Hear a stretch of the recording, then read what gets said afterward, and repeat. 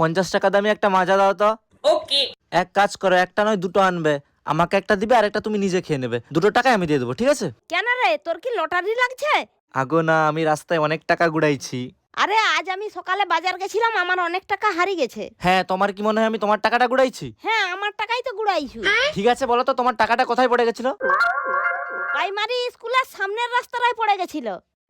এই রে, টাকাটা তো আমি ওইখানেই গুড়াইছি। হ্যাঁ হ্যাঁ ঠিক আছে, এইবারে বলো তো আমি কত টাকা গুড়াইছি? আমার 600 টাকা হারিয়ে গেছিল, তার মানে তুই 600 টাকা গুড়াইছু। হ্যাঁ হ্যাঁ ঠিক আছে, তোমার যে 600 টাকার নোট হারিয়ে গেছিল, তোমার 200 টাকা করে 3টা নোট হারিয়ে গেছিল, নাকি 500 টাকার একটা নোট আর একটা 100 টাকার নোট হারিয়ে গেছিল, বলো তো? আমার 200 টাকার করে 3টা নোট হারিয়ে গেছিল। এই তো এবারে ধরা পড়ে গেলে, আমি 100 টাকার করে 6টা নোট গুড়াইছি, ঢম মারার জায়গা পাওনি।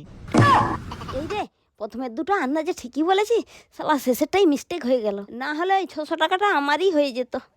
মিথ্যাবাদী কলার